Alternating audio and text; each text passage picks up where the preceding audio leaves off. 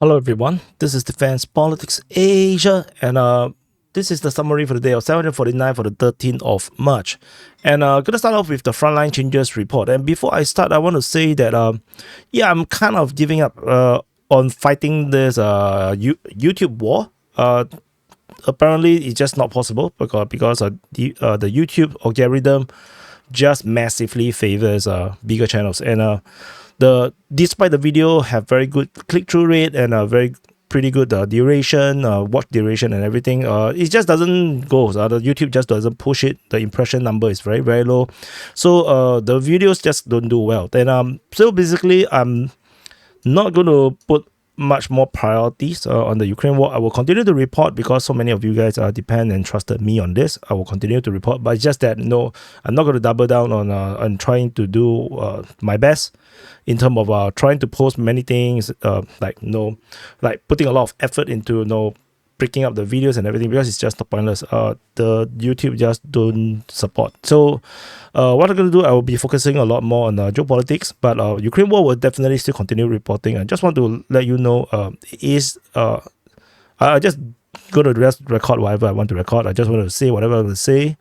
I just going to do whatever I want to do in terms of the Ukraine war report. I'm not going to bend over for this YouTube algorithm anymore, because it's just pointless, because it doesn't matter what I do. It's purely dependent on the subscriber count and also dependent on whether the YouTube algorithm favors you or not. So DPA, as many of you guys may already know, usually don't get favored by YouTube. So I just gonna make do and do whatever I want to do, and yeah, that's less stressful because it's just not possible to fight the algorithm anymore. So I go to reduce or probably eliminate all the double posting, and I probably will not be doing delayed telecast for the Ukraine war on the main channel anymore. I will probably do dual posting, maybe just to reach people and get them to come over to this to the war channel, and yeah, or maybe not, but we'll see how this goes. But anyway, start off with the frontline changes report. And we're going to go in the clockwise direction. We start off with the at the Belgorod Front. So there is a geolocation just on the edge of the border where the Russians airstrike Ukrainian forces just off Zhuravlevka. So the Ukrainian forces was trying to attack in this area here, and they got struck by the Russian airstrike. So so this simply means that there is no Russian forces right at the border region. So yeah, so it still constitutes some kind of frontline change because the Ukrainians are there and the Russian forces are not. So tentatively, we will leave this as such. And the next frontline change is over at Terny, which is at this Kreminna Front. So this is Kreminna city, and this is Terny. So at the Terny, previously we have already reported this frontline change with the Russian forces taking this area here. This is a Russian claim. This time around, we have some kind of corroboration from the Ukrainian mapping. Deep State UA have actually acknowledged these frontline changes, and they have acknowledged the Russian push in this area here. The extent of the push is not as far as the Russian claims. So if I zoom in a bit, the Russian claims the entire thing, whereas the Ukrainians only confirm up to here. Everything else over here is actually gray zone. So it's really up to interpretation. And so that's all from the Terny region. The other frontline change is over at the Avdiivka Front at Pervomaiske. So after yesterday's report, so this is Pervomaiske. And in case you do not know, this is Avdiivka, this is Donetsk city, and so Pervomaiske is over here. And yesterday, we already reported the Russians have taken this ground based on the geolocation. And Deep State UA has basically extended this to this point, just off this Novomykhailivka Stavok, or the lake, the new Avdiivka lake. So basically, the Russian forces have taken more grounds around here, and this basically means that the Russian forces have now reached basically the town center at Pervomaiske, which is where you see the churches, the school, the gas station, and of course all the shops, which clearly no one uses anymore. This is just a frontline settlement. So after this area has been taken, the next will be going to Netelove. So this is basically yeah, pretty much towards the end of the Battle of Pervomaiske, probably in a month or two, depending on how much the Ukrainians want to hold this position. So that's all from the Pervomaiske. The other frontline change is further in the southwestern part over at Georgievka. In the northern part of Marinka, this is Marinka, this is Georgievka. In this northern area here, this is actually claimed by the Russian forces, by Russian mapping. So they claim that the Russian forces have expanded control across the entire field, as well as these few tree lines around here. And then the fighting is currently in these two areas here, as well as in the settlement within the Georgievka region. So we'll continue to monitor. Russians are also pushing in this direction, just in case you do not know, just that the frontline change is over in the northern part. So we will continue to monitor and see how this goes. For this area here, the Russian forces' main target clearly is to establish the border or the front line along the water body. This is usually what the Russians like to do. So we will definitely see the Russians pushing in this kind of direction. And then over at the Georgievka itself, there is a geolocation of a TOS-1A strike. The fact that the strike appears over here means that the Russian claims over this area here can't possibly be true, because there will be a radius of area that everything will be killed. So that means the Russians are not there. The Russians are probably still a bit of a distance off, at least half a kilometer away or more. So probably just off the lake region. But anyway, we invalidated just some part of it. We will continue to monitor how this progress, and over at the Georgievka region. The last frontline change is over at Novomykhailivka. So just south, so Georgievka is over here. This is Novomykhailivka. At Novomykhailivka, in the northeastern part of Novomykhailivka, the Russian forces have taken this tree line over here. This comes after the Russian forces has been detected to be attacking in the northern flank over here, and it seems like the Ukrainian forces have been pushed out in this area here, and the Russians have taken positions across the entire front line. This is actually mapped by the pro-Ukrainian side, DPA UA's mapping. So this is actually confirmed capture by the Russian side. So that's all for the frontline changes report. And we're going to move on to the strategy and tactical reporting. First thing first, one of these viral news was the destruction of two Ukrainian Mi-8 transport helicopter over in Novomykhailivka. So this is actually reported and published by the Russian Defense Ministry. The video footage, let me put the video footage up. So based on the video footage, as you can see, so you can see this is a cluster attack. The cluster munition attack, people say that it missed, but I just want to highlight, okay, this is where the main strike came. It could be an artillery strike, it could be a missile strike. I'm not exactly sure, but it is some kind of a super accurate strike. So super accurate. I think the round seems to be rather big. So I'm not sure what kind of missile or projectile is that. Personally, I do not know that enough. But I want to highlight about this part. So in this part where the three helicopters are still around, you can see the cluster munition strike. And of course, clearly, two of them was kind of under this cluster strike. And so my theory of why this happened is that the cluster munition set off fragments. All these fragments create very small holes or damages. It doesn't kill the helicopter per se. It might not necessarily even kill the personnel on the ground. As you can see, there's this, you might not be able to see actually. You can go to DPA archive to look at this. There is people running actually. So he wasn't even taken out. But the reality is that what happens is that all these small little shrapnels would actually disable or damages the helicopter to the point where the helicopter become dangerous to even fly. So because we do not know what the shrapnels actually cuts into the helicopter. It could be some wiring and whatnot. So the helicopters are basically stranded due to this cluster munition strike. And one of them probably managed to escape this cluster strike, so he managed to fly away, which is why when the actual strike comes, there was actually only 2 helicopters left. One of them was undamaged and it flew away. The other 2 was damaged due to the cluster munition strike, and then they can be now taken out with an accurate strike and totally destroy the helicopter, to not allow the Ukrainians to even repair it.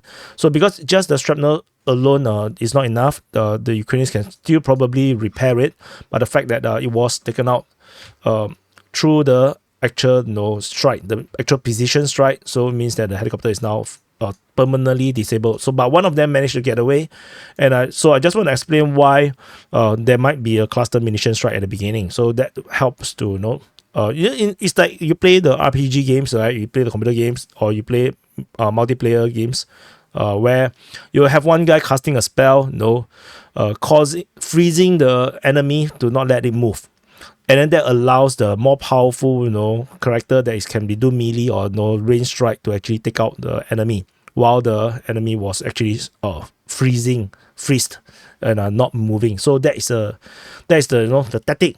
So RPG, you play computer games will make you a better military commander.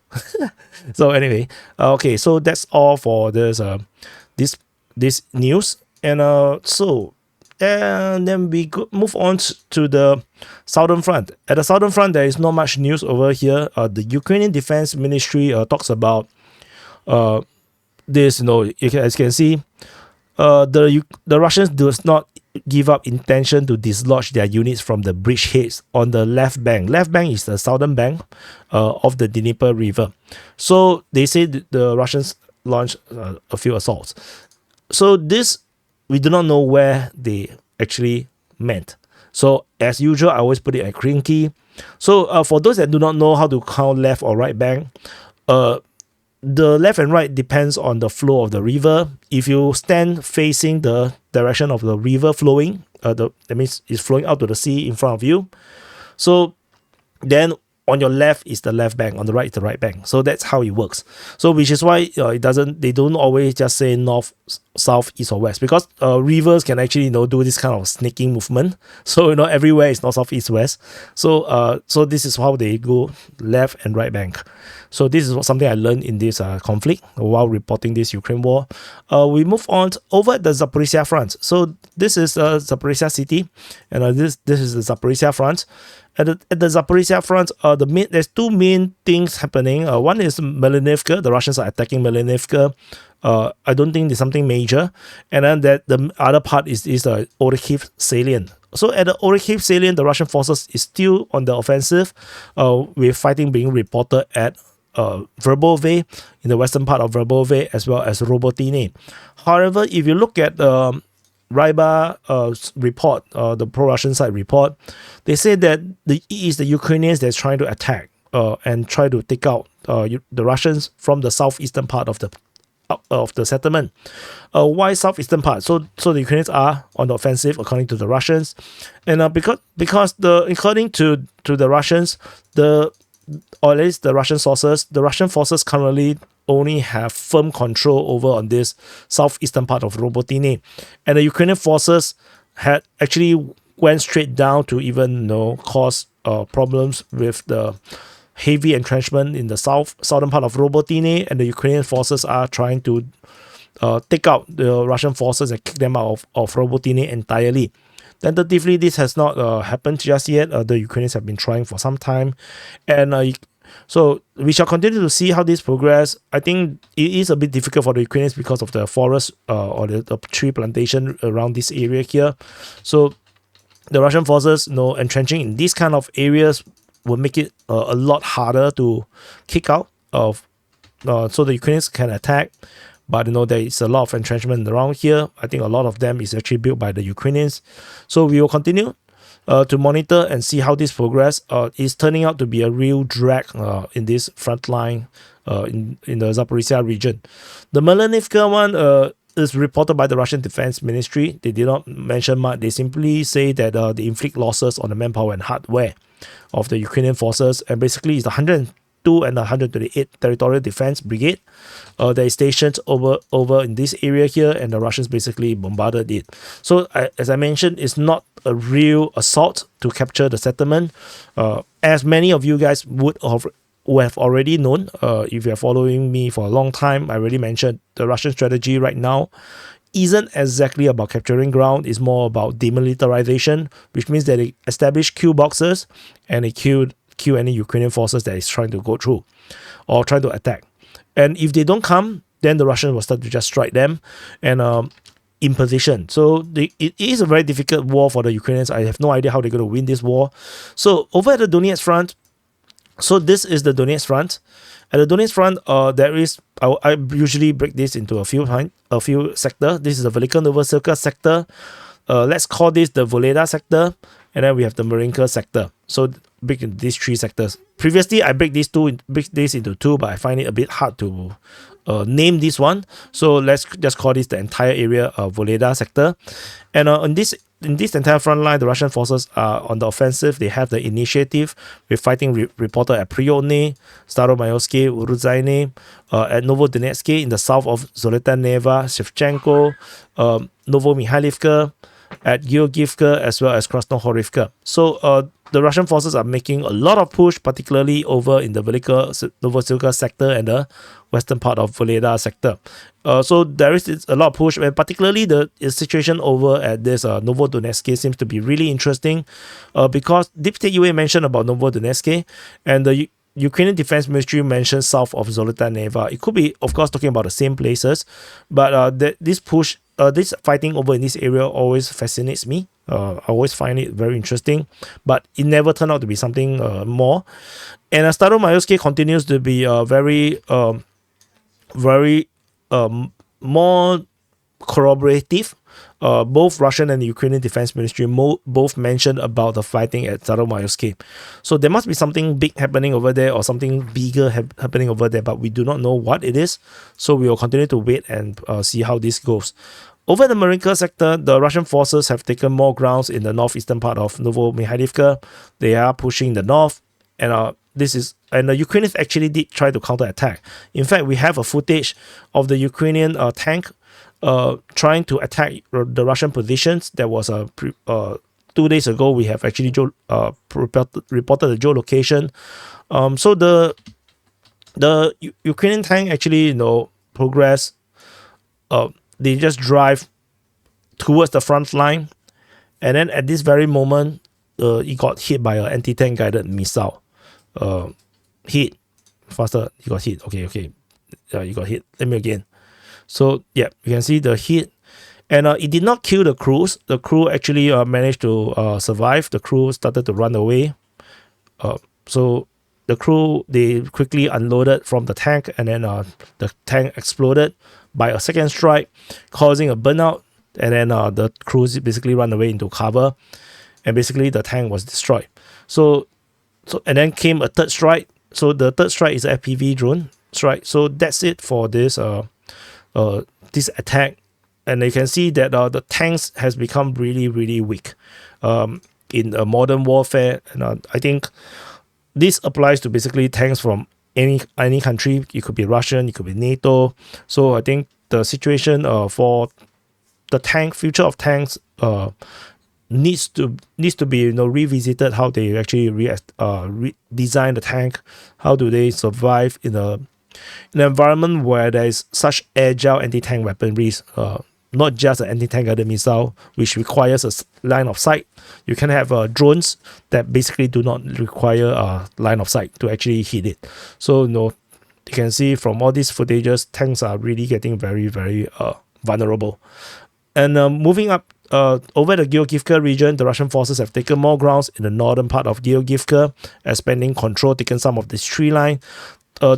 The objective is the water body, which will allow the Russians to create a very strong defense line in the north of Georgievka. The Russian forces are also continuing to push at Georgievka, but they have not stormed the center of Georgievka just yet because the Ukrainians have been defending well. And as you can see, the Russians actually used the thermobaric missiles to actually hit the Ukrainian forces within Georgievka. So the So which means that the Ukrainians still have very firm control at the center part. The Russians are still, holding ground, and instead they push north, expanding the control, while the Russians are still trying to establish a firm foothold within Krasnohorivka, in the southern part of Krasnohorivka. So the battle is still ongoing in this region here. We will continue to monitor and see how these progress in this frontline region. And that's all from the Donetsk Front. Moving into the Avdiivka Front. At the Avdiivka Front, the Ukrainian forces actually have the initiative over in the BOT region, the BOT region, Berdyansk, Olivka, and Tonenki. So Ukrainian forces are attacking over at Novomykhailivka to Stepove, at Berdyansk, over at Olivka and Tonenki. Russian forces are counter-attacking at Berdyansk, Olivka, and Tonenki. They are doing an offensive operation over at Pervomaiske, as well as trying to expand their zone of control over at Nevelske. So the Nevelske capture is still not corroborated just yet by the Ukrainian side, although the Ukrainians reported that the Russians are making life very difficult over there, over at Nevelske. Pervomaiske itself, the Russians are making good progress. It looks like because of the Ukrainian focus over at the BOT region, the BOT region, so the Russians are making good progress over at Pervomaiske.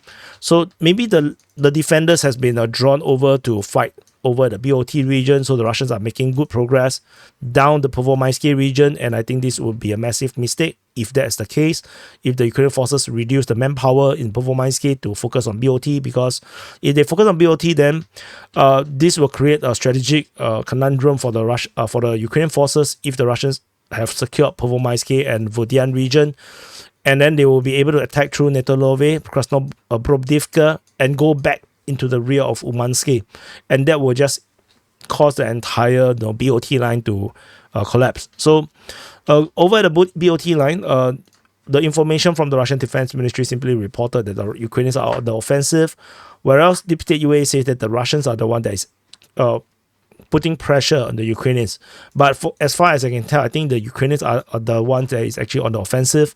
So the Ukrainians are pushing in a lot, particularly over at the Novomykhailivka and Stepove region. They are trying to hit the rear positions to force the Russians to withdraw from Berdyansk, from the eastern outskirts of Berdyansk. The Ukrainians still have most of Berdyansk region, and whereas over at Olivka region, the Russians are the one that have most of it. The Ukrainians are putting pressure on the Russians. Similarly, at the Tonenki region, I expected the encirclement or Operation Encirclement to actually take out Tonenki, but it did not happen. The Ukrainian forces continue to put good pressure, managed to hold Tonenki for up to now. So it has been more than a week now, I guess. So the Russian forces still have not secured the BOT. So yeah. I hear a lot of hope coming from the pro-Russian side about this. A lot of people say that I'm becoming very pro-Ukrainians, but I find it ridiculous because you guys should have known me by now that no, I don't take sides. And the Ukrainians are doing well. Obviously, they are still here. You can see that. Then I know the pro-Russians then started to say no, because the Russians are not about capturing ground. It's about eliminating and destroying Ukrainian forces. Demilitarizing them. I also know. But then might as well don't attack, right? Might as well stay at the Avdiivka city. Why the hell you go and attack Berdyansk or Olivka? There's no need to do that. The Ukrainians are going to come. So they did not. But the Russians went on the offensive, and they are expected to have captured Berdyansk, Olivka, and Tonenki, the BOT, but they did not. And then the Ukrainians counter-attack. Now they become a conundrum. So all these are cope. Don't cope. And if you want to press dislike, I don't give a fuck now. I already told you I don't give a damn about the Ukraine war reporting right now. I'm just going to say whatever I want to say. And I'm not going to care about the algorithm, the views, and whatnot. So, take it, leave it, Yeah. If you want your cope, go to watch Military Summary, go and watch, Whip Union. I don't care. I don't fucking care anymore. So go and watch them. And so that's all for this area here. And go over to New York. At the New York Front, it went quiet. There's nothing over here. We move into the Bakhmut Front. So this is Bakhmut city. And the southern flank of the Bakhmut Front, we have the usual, when you buy food, right? You go to the shop that you go to eat every day and just tell the auntie or the uncle, hey, bro, I just want my usual. This is what you get. Klishevka, Andrievka, as well as Kupyansk. So this is the usual thing. There's basically nothing to report around here. Other than yesterday, I did mention, a lot of people might not have caught it, is that there is two of the Ukrainian soldiers surrendering to the Russian soldier. The one Russian soldier escorted 2 Ukrainian soldiers over at this area here, which actually feels like the Russians actually have a firm control over in this northern part of Klishchiivka, given how slow they are walking, how relaxed they are. So yeah, good luck to the 2 POWs. Hopefully they have a good life ahead. In the northern flank of the Bakhmut Front, Russian forces are attacking Donetsk in the eastern part of Chasiv, as well as Ivaniske. So tentatively, not much change. I just want to highlight again the Ukrainians using east of Klishchiivka, east of Chasiv, and I think this is actually indicative of their acknowledgement of the deteriorating situation in this front line. But still, I find it extremely pointless for the Ukrainians, for the Russians to actually push in the Chasiv direction. But if they do whatever they want to do, I'm not the Russian commander. That's all for the Bakhmut Front. We move into the Siversk Front. At the Siversk Front, there is one report of Russians attacking Verkhovno-Ukryamske. Verkhovno-Ukryamske, this is reported by the Ukrainian Defense Ministry. They mentioned Verkhovno-Ukryamske in their morning report. So otherwise, there is a Russian airstrike over at Fedorivka. So this confirms Ukrainian presence over at Fedorivka still. So there's nothing particularly interesting over in this front line. The Russians did not attack Belgorod in this past 24 hours, after the fighting over here has been reported non-stop for quite a number of days. So we will continue to monitor the Siversk Front. Over at the Kreminna Front, we still have combo number 1. Russian forces attacking Terny and Zhuravlevka, and the front line change is now 80% acknowledged by the Ukrainian mapping. So that's about it. According to Deep State UA, they did mention a bit more. They say that the Russians are showing significant effort to advance towards these villages, but was not successful. So we will continue to see how this progress over in this front line. Moving up north, at Svatove Front, there is fighting reported as Novomykhailivka. So this is Novomykhailivka, this is Svatove. And at the Novomykhailivka, there is reports from the Ukrainian Defense Ministry mentioning Novomykhailivka, with Russians probably attacking in this direction or in this area of Novomykhailivka. So no, I don't think this is going to be much. There's always been reports of fighting at Novomykhailivka for like forever, but nothing changes over there. And we move into the Kupyansk Front. So this Kupyansk city and this is Kupyansk Front. At the Kupyansk Front, the Russian forces are reportedly attacking Sinkivka, Terbaivka, and something new, Peshcho-Trevneve. So we haven't have a report of fighting in the Peshcho-Trevneve region since 11 December. So this attack in this area is very interesting. So we will continue to monitor and see if this is a sustained offensive. But clearly, this line is very difficult for the Russians to break. So in this area here in Peshcho-Trevneve and Olyansky region, the Ukrainian forces have actually a very, very strong line all down to Ivanivka. So the Russian forces have actually made a lot of push in this area previously, which is why they gave up, which is why we haven't seen any fighting in this area here for 3 to 4 months already. So at least 3 months already. So no, so which is why another attempt in this area here is interesting to me. So, but everything is interesting. When things are so routine, even watching the paint dry is interesting. So that's just how it is. And we move on to the final front over at the Belgorod Front. So at the Belgorod Front, the Ukrainian forces main offensive, the main punch have failed spectacularly. And like I mentioned before, a lot of people say no, this shouldn't be called an offensive. But I have to qualify. A failed offensive is still an offensive. So no, this is an offensive.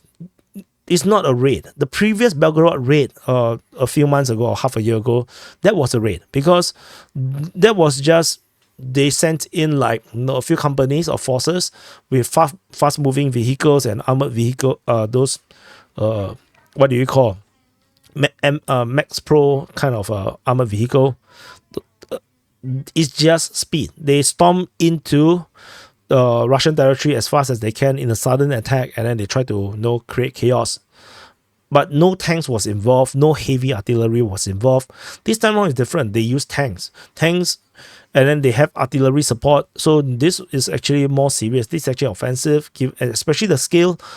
Previously, there was only just one location. There's one break, because it's a raid. This time around, there was a coordination. There's a coordinated attack across multiple locations, and this attack did not work out. But it is an offensive. At this moment, the latest information that we do have is that the fighting is still ongoing at Kozinka. So at Kozinka is actually at this Velika Pasarivka region with the push towards Grevoron. So Grevoron is over here. So this is actually the main push, and the fighting currently is still at Kozinka. Basically the border village. The Ukrainians did not even progress much.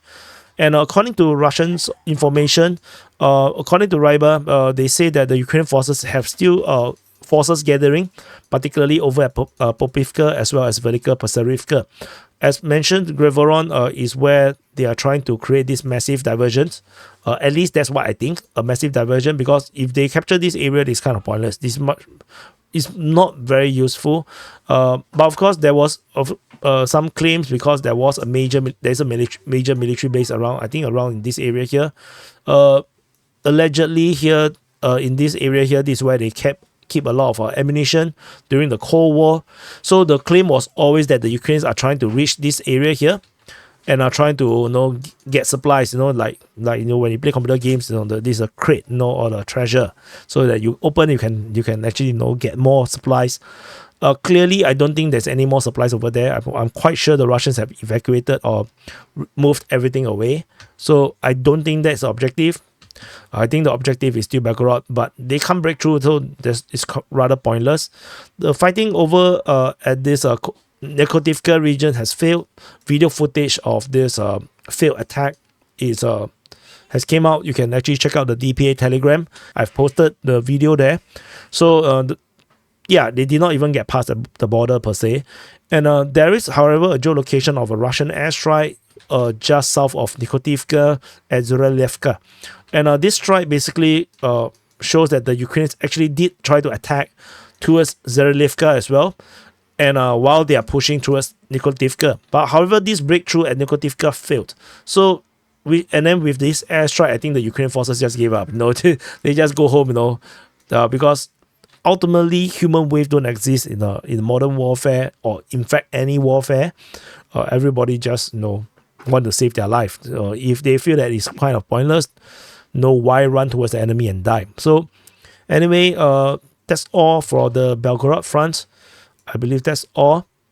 So that's it. So this is the summary for the day of 749 for the 13th of March.